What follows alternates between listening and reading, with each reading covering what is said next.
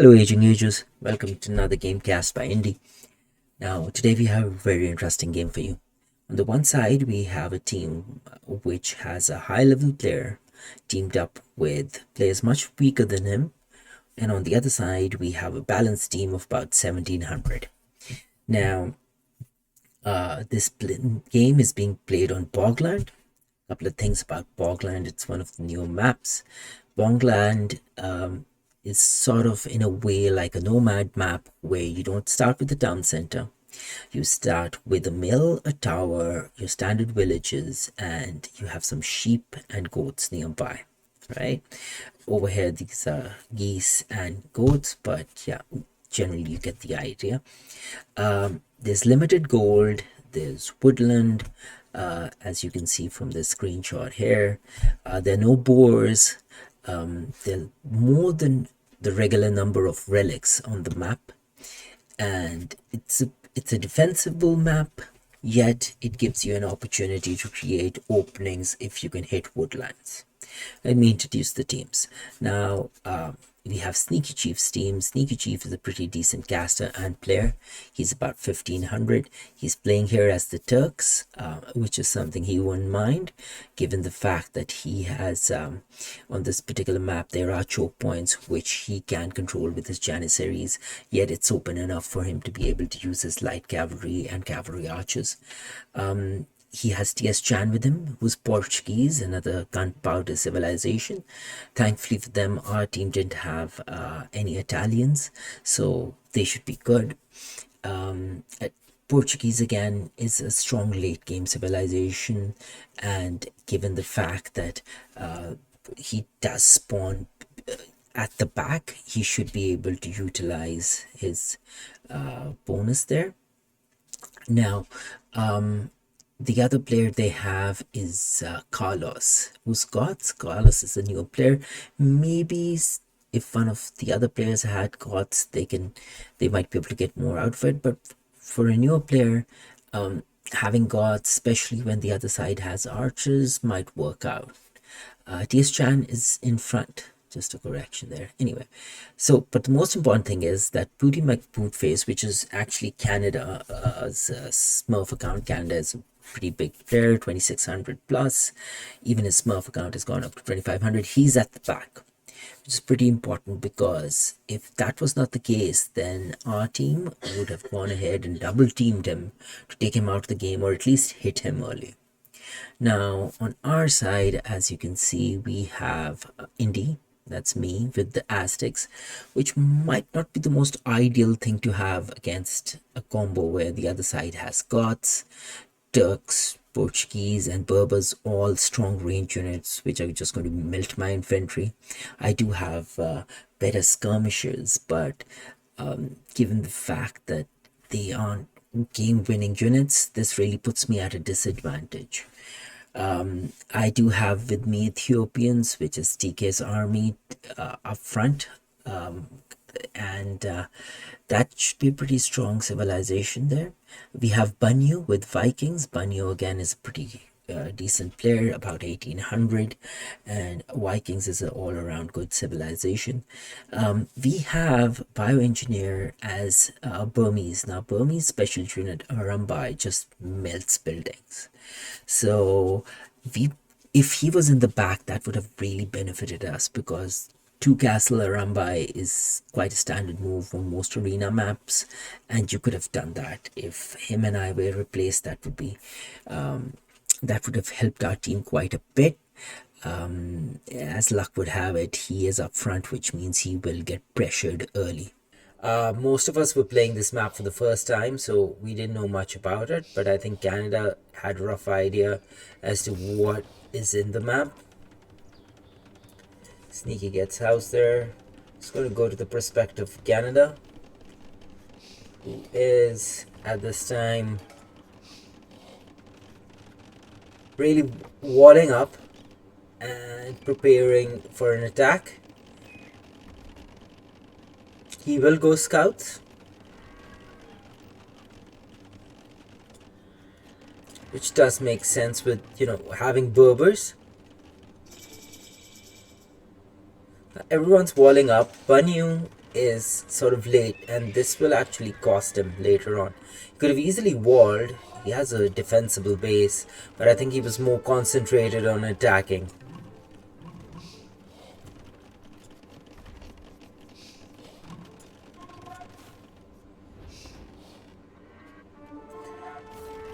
Right, so the scout rush is in. He's hitting Bio. Bio being up front. He's bound to get hit. But now what Canada's going to do is he's going to make sure that he keeps on hitting all the players. After hitting Bio, he's sort of gathering his scouts, and he gets more than the regular 3 or 4 scouts that people go in with. He has about 6 right now, 7 I believe. Yeah. Yeah, 7. He's going to go hit Banyu. As I said, Banyu's home was pretty open. Now this hill does give you an advantage, but I do believe he could have taken this fight. Canada could have taken this fight, but he is preserving his scouts, smartly so. Just idling everyone. I here am trying to break into Sneaky's base. I went for a man-at-arms rush. It was more by mistake because I thought half the game that I'm up front. Sneaky, Canada, trying to get a few hits in. We've got Banyu. Even though he was hit, he's trying to attack, which is the right thing to do. You know, when you take damage, the best way to give it back is to go attack someone. And he's going to walk into TS's base. Canada's still looking for that damage.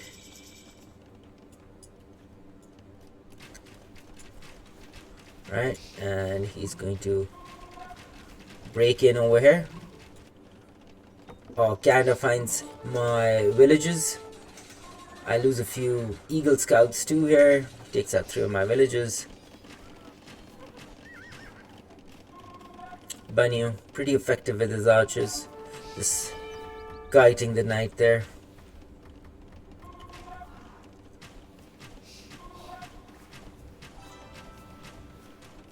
Yep.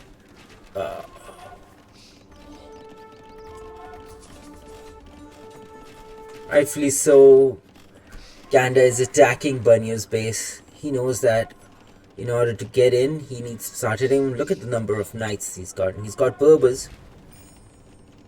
Now, because of that tower on the hill, Banyu can't really push forward. He's stuck in a choke point. And here comes Canada. Oh, he changed his mind? No, he's still going to come. Oh, he walled here, so that's why he's finding a hard job getting in. Anyway, on our side, TK and I are following through with our plan, trying to break into Sneaky's base to get rid of him.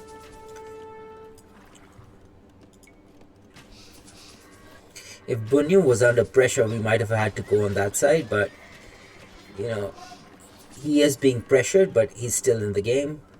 And look at the number of knights that he has now. He has 30 knights. Wow. And I think that entire thing is just army right now. Now he's going to go hit Bio.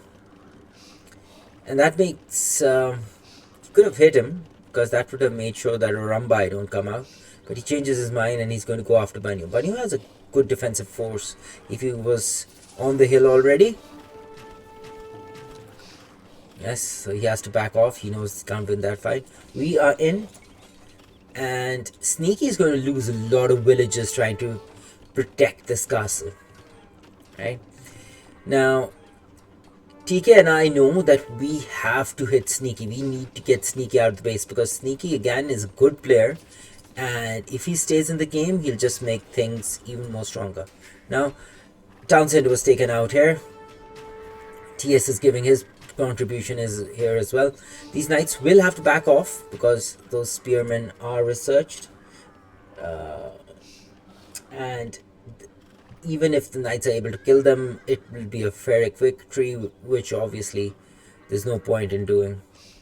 Carlos comes to the help of Sneaky just in time. Alright, so Canada is now going to make an attack. I'm going to come to my perspective so you can see I'm at 61 pop right now. Just 8 army. And this attack here is going to come through my walls, and this is going to cause me a lot of trouble. We still have an attack on Sneaky, but here he is. He's in.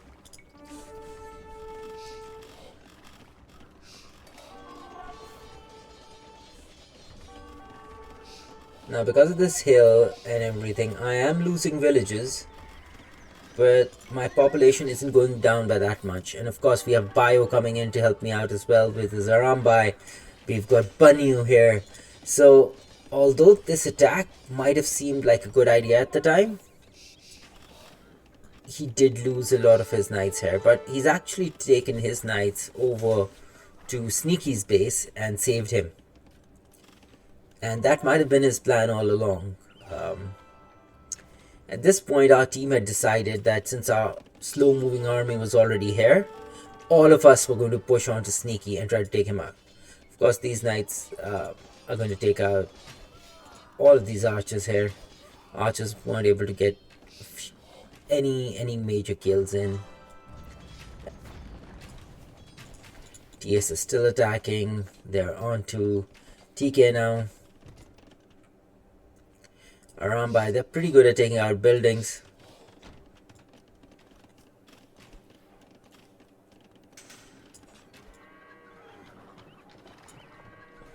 So he might be going back to repair. I don't know why he's heading back. I think if he would have pushed here, yeah, it would have been an interesting fight, but TK might have been hit.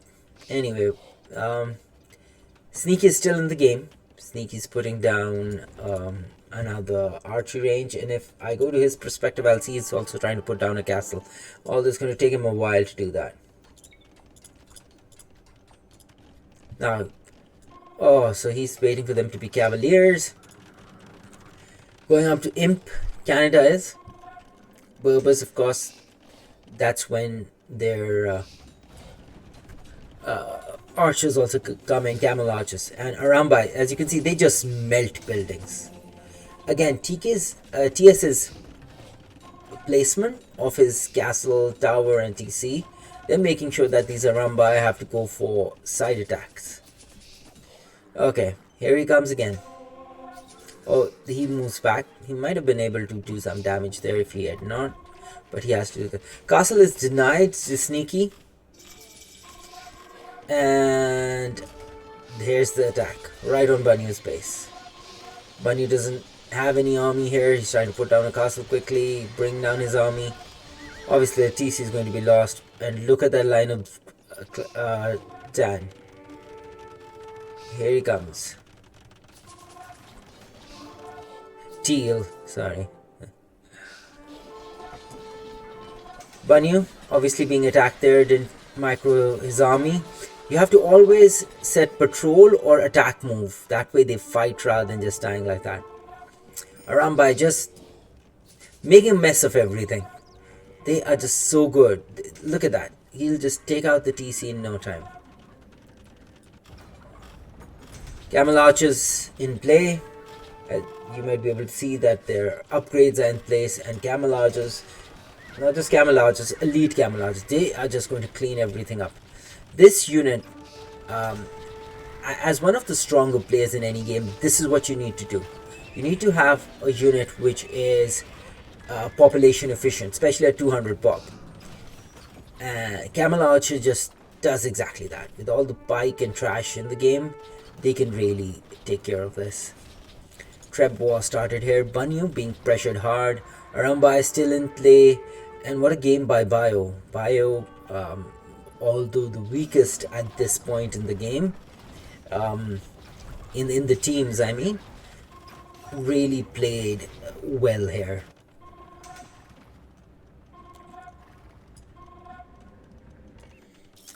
Of course, now Sneaky is still set. His town center is still under attack. He's trying to relocate, but Sneaky's in a bad way for his team. He's stuck at 42 population. I think he should have made a bigger effort, but TK ever so slowly is taking him out. I am here gathering my Aztec infantry. There isn't much I can do at this stage. I think I was going up to Imperial. Yes, almost Imperial. And camel archers were here as well. So constant pressure. Carlos with his army coming out to help. Unupgraded army. As I said, he was a fresher player, but look at this. Look at this. So what I love about, and this is actually something which I wanted to show, what Canada is doing is that he's trying to draw a wedge rather than attacking. He can see what the Arambaya do.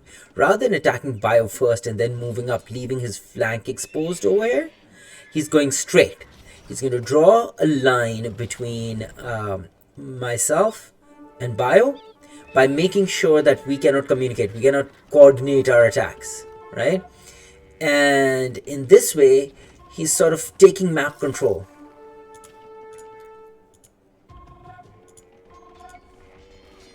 As you can see here, he's just attacking everything. Now he's focusing on me because, of course, Arambai, Bio has them out, but he still hasn't been able to take out TS. Right? And these camel archers, they also regenerate health. So, you know, they're in the fights everywhere. Aztec Trash is effective, but Eagles won't do much here. Bio is trying to run away. Bio is in a bad way. If you go to Bio's perspective, Bunyu's perspective, he's down to 59 pop. It's being cleaned out.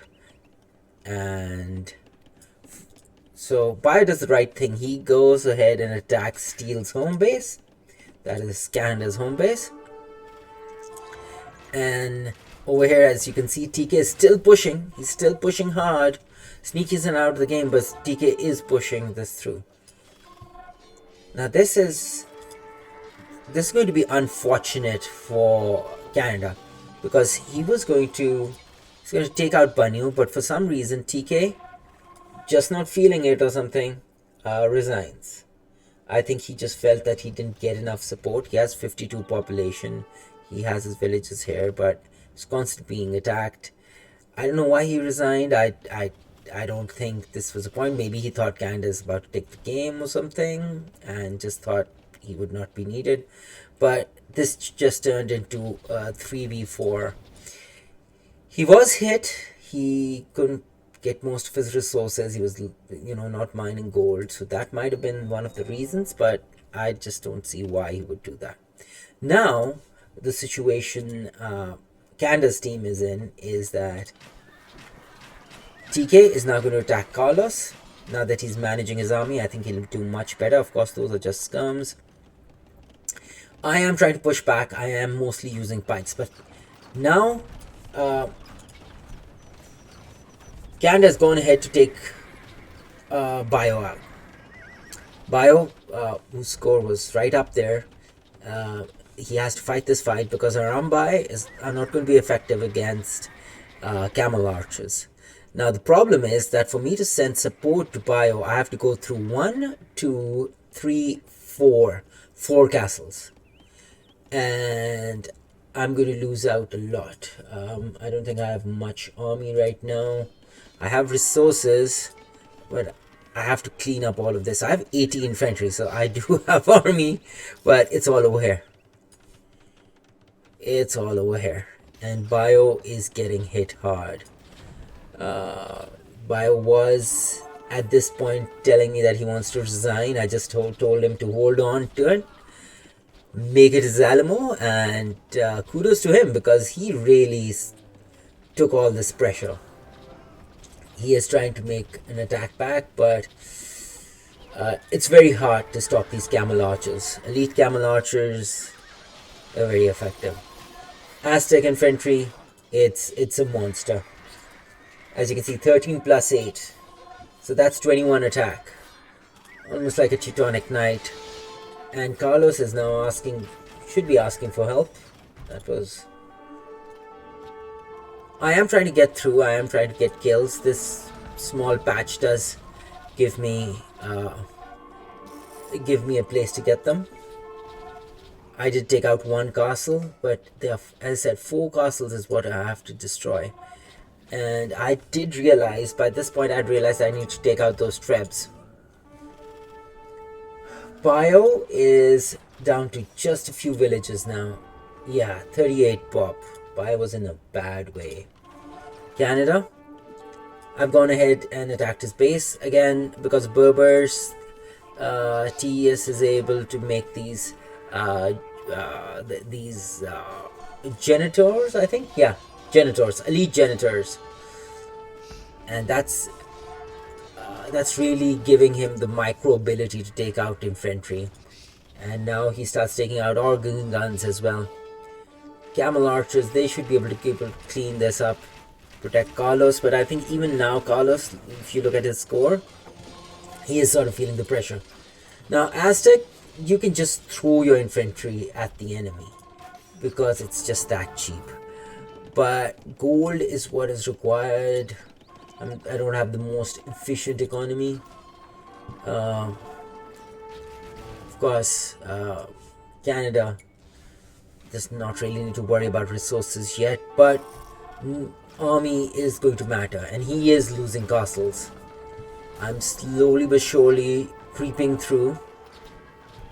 He is about to take out Bio, and I think this is my kamikaze force, which is going to go ahead and take out those trebs, if I'm not mistaken. It's going to slow it down because there's another fight going on.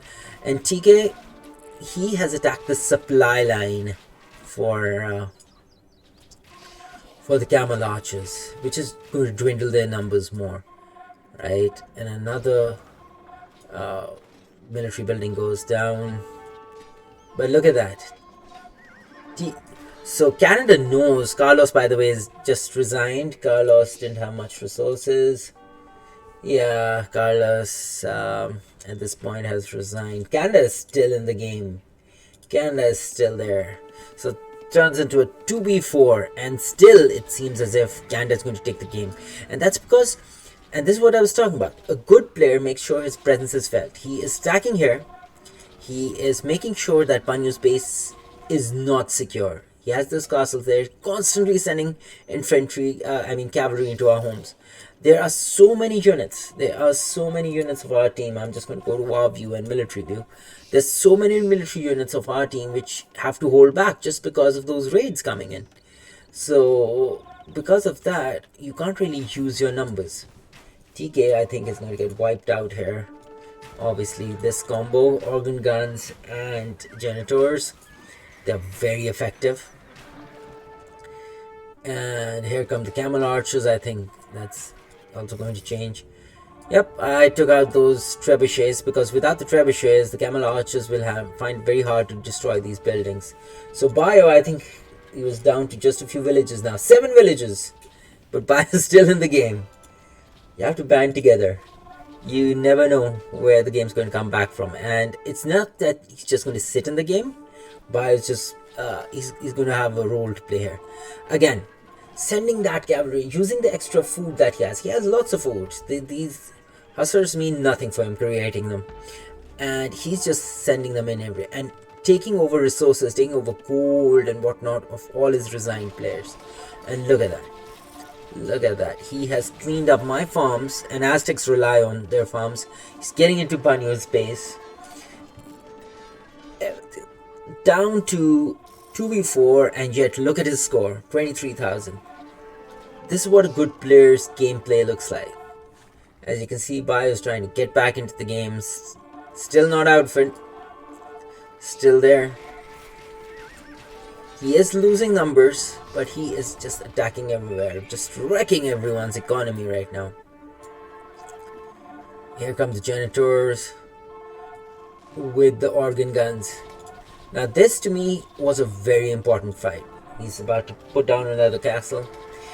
If they had taken this fight, they might have, taken the game forward. But Banyu's skirmishers, and he's microing them. He's not giving easy kills. Although he is losing his trade from there. Okay, yeah, so I didn't focus on this. Now, at this point, we had realized that we can't fight his army. So, TK and I had decided that we're going to lope around and get to the production facility. Because when TK had come here before, I did realize that the monastery was around and he had his other castles back home where he was resupplying his front line from. So TK and I actually looped around, and these trebs, they are going to make all the difference. We're just holding back, trying to hold this fight. Just have to hold here. Look at that army. All has to go back because of Canada's attacks in our back. Bio back in the game. Gone to 61 pop, and that's what you do. From 7 to 61, he's back in the game.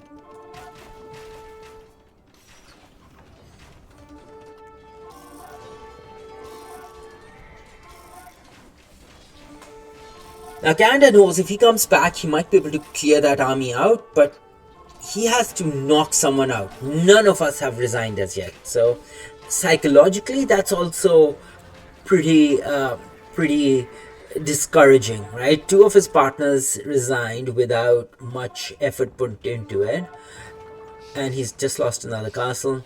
And none of us, I'm sure he was sure that he has at least beaten back Bio, but Bio's attacking him here with Burmese swordsmen and archers and whatnot and everything.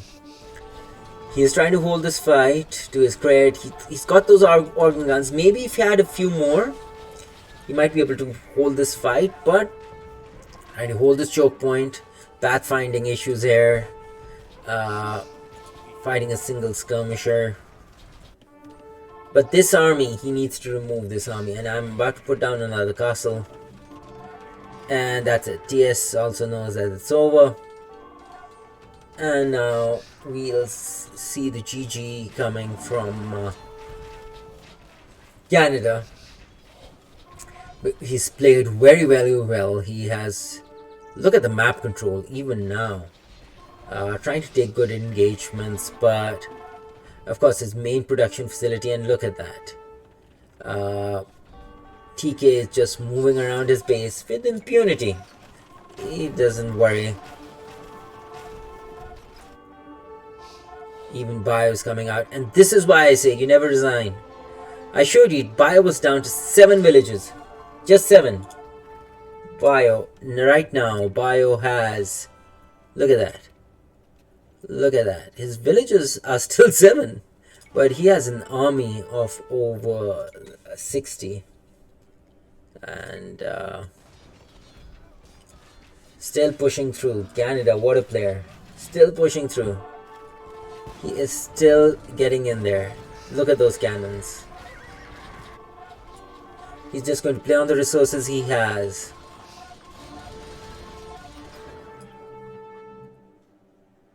Alright. So let's look at the stats. 1100 kills by Canada. Not surprising at all. Not surprising at all. The way he was using those units. He did also lose the most men because he played most of the game.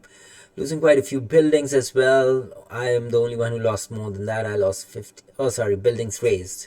So he raised 52, I raised 56, and that's because I was using infantry, while he was breaking them down with trebs and, cavalry archers. Special camera archers aren't really effective at bringing that down. 100 was his army. Obviously, he couldn't really keep up with everybody else's army.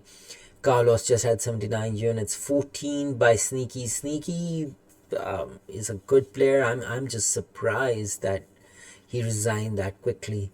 I wouldn't be surprised if he had to go. Aztecs, I had to play on my numbers. That no wonder I have the largest army there. Bio, who was out of the game at a point, still ends up with an army of 66. Still very much in the game. And yeah, so that's the military. Economy wise, there's no comparison. Canada was right on top. Food collection, I was maybe a little short, right? I could have gotten there. Bai was able to come back just because of the resources that we sent him. Trade profit. Bunny was the only one who's trading. He did lose those trade cards though. Gold collected. There was so much gold on the map that I think Ganda was able to just pick it all up. This is another reason Sneaky wasn't really able to get the gold. And playing as the Turks, you need gold, right? And didn't have much food, so he was stuck in a very bad position. Technology wise, Canada map exploration always important, 85%. Feudal, as I said, I was going for a drush, which turned into a man at arms rush. Banyu was the first castle age. Imperial TK. Research count, I have the highest research count, obviously because I had to upgrade my entire archery range and barracks units because I was putting out trash and swordsmen. And society, 153 by Canada. I think he let go of some of those villages afterwards just to make a bigger army. Almost everyone had one relic. Most of us, I mean, dead. Canada, look at those castles, 9 castles. That's how he was taking control, and because his main unit, the archer, the camel archer, was being made in the archery in the castle, so he needed that. Villager high and relic gold goes to bio. Anyway, as you can see, here's the map. Canada was always strong. We just started increasing our numbers. TK and I, we had our numbers going in. Pai was totally finished off, and there he comes back again. Again, as I keep on saying, nobody should resign. TS was also in the game, but that's how it went. So, this was the game. I think it was quite a learning experience of how Canada, being the top player here, was just taking good engagements, and his plan was good. If he would have cut this through even more, the game might have changed, or if one of us had resigned, we wouldn't be able to take the numbers. At least if Bio wasn't there right at the end as well, I think number wise things might have started changing. So psychologically, you have to make sure that you don't resign and you stay there. He's hitting just everyone, and by keeping a cool head, I think I and TK, this little movement, Sneaky, I would like to think he resigned because of our pressure.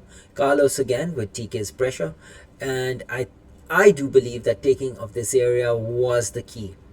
This made sure that he can't trade and his main farms were hit, and I think this brought about the victory. TS even till the end very defensive, and he still had a position. I would not have resigned in that position. Anyway, I hope you enjoyed the game. I will come back to you with another interesting game soon.